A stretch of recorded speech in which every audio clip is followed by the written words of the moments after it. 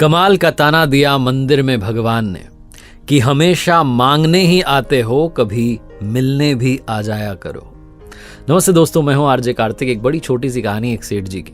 बहुत पैसा था, बहुत सारे बिजनेस चल रहे थे और जैसे जैसे बिजनेस बढ़ते जा रहे थे उनकी भक्ति प्रभु में बढ़ती जा रही थी। लेकिन समस्या ये थी कि सेठ जी के पास में, उस व्यापारी के पास में समय नहीं था कि भगवान की भक्ति करें। तो बहुत सारे मंदिर तो उन्होंने बनवाए, लेकिन वो स्वयं कभी पूजा करने के लिए गए नहीं। उन्होंने मंदिरों में पुजारी रख दिए और पुजारियों को नियुक्त कर दिया कि भैया आपको सुबह शाम की पूजा करनी है।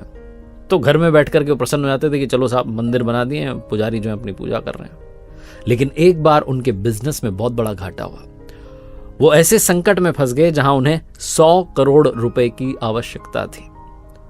और जब उन्हें लगा कि अब हर तरफ से घिर चुका हूं, पैसा कहीं से अरेंज नहीं हो पा रहा है, तो याद आया कि मैंने इतने सारे मंदिर बनाए हैं, भगवान को प्रसन्न किया है, चलो चल करके उन्हीं से मांग लेते हैं। तो सुबह सुबह इस बात का व्यापारी ने ध्यान रखा कि सुबह सुबह बोनी वाला जो समय है उसमें जाना है। सबसे पहले भगवान से मैं ही बात करूं, कोई और आकर के कुछ मांग ले, भगवान का मन खराब हो जाए। तो इसलिए सबसे पहले ब्रह्म मुहूर्त में जग करके निकल गए। लेकिन जब पहुंचे अपने बनाए हुए एक मंदिर में, तो देखते हैं कि उनसे पहले लाइन में आकर के एक भिखारी खड़ा हुआ है। सेठ जी का दिमाग खराब हो गया कि इस भिखारी ने आकर के पता नहीं क्या ये मांगेगा और पता नहीं भगवान का जो है मन खराब ना कर दे, उनकी इच्छा ही खराब हो जाए, क्या पता वो मुझे देना दे। तो उसके पीछे खड़े हो गए। भिखारी के पीछे जाकर के उसने नजर पलट के देखा भिखारी ने, तो उसे दिखा कि सेठ जी आए। अब सेठ जो थे वो ये सोच रहे थे कि भिखारी क्या मांगने आया है, इसको क्या चाहिए। और भिखारी ये सोच रहा था कि सेठ जी भी यहां मांगने के लिए आए हुए, सेठ जी को अब क्या चाहिए, इतना सब कुछ मिल गया। जैसे ही मंदिर में पट खुले तो भिखारी ने भगवान से कहा कि प्रभु सिर्फ 100 रुपयों की आवश्यकता है, मेरी पत्नी बीमार है, कुछ दवा का प्रबंध हो जाता तो इलाज चल जाता और मेरी पत्नी ठीक हो जाती। और वो बोले जा रहा था, भगवान बस 100 रुपये, बस 100 रुपये मुझे आज दिन भर में मिल जाए, ऐसी कृपा कर देना कि 100 रुपये शाम तक इकट्ठे हो जाए। सेठ जी का दिमाग खराब हो गया। उन्होंने कहा हट ही नहीं रहा, अपनी प्रार्थना चली जा रही है। बिना देरी के अपनी जेब में से 100 का नोट निकाला और उस भिखारी के हाथ में रखा, कहा जाओ जाओ जाओ, दे दिए 100 रुपये, चलो निकलो भी यहां से, मुझे बात करने दो। भिखारी बड़ा खुश हुआ, भगवान को ढोक देकर के प्रणाम करके धोख लगा के निकल लिया कि वाह आपने तो सुबह सुबह ही काम कर दिया।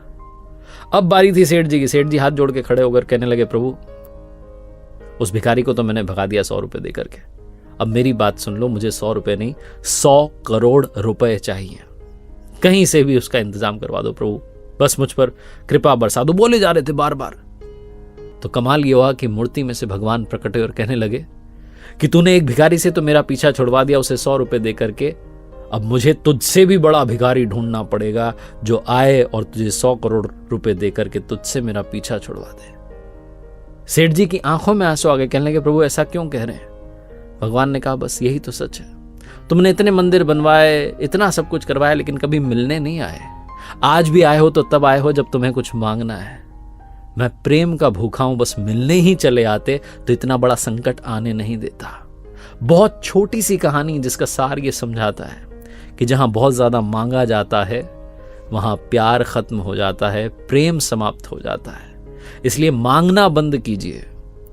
अगर मांगना ही चाहते हैं तो बस सब्र मांग लीजिए कि प्रभु मुझे धैर्य दीजिए, सब कुछ मैं अपने दम पर करूंगा, बस मुझे सब्र दे दीजिए और आपकी कृपा बनाए रखिए। और जब भी आप जाएं, आप जिस भी नाम से उन्हें पुकारते हैं, जब भी आप उनके दर पर जाएं तो उनसे मिलने के लिए जाएं, उनसे मांगने के लिए ना जाएं। एक बार फिर से वही बात जो अक्सर आपसे कहता हूं, ऊपर वाले के आशीर्वाद के साथ, अपनी मेहनत के साथ, अपनों के प्यार के साथ कर दिखाओ कुछ ऐसा कि दुनिया करना चाहे आपके जैसा। देखते रहिए हर सोमवार सुबह 9:30 बजे मेरे साथ एक नई कहानी और हर शुक्रवार सुबह 9:30 बजे लर्निंग सीरीज का एक नया वीडियो।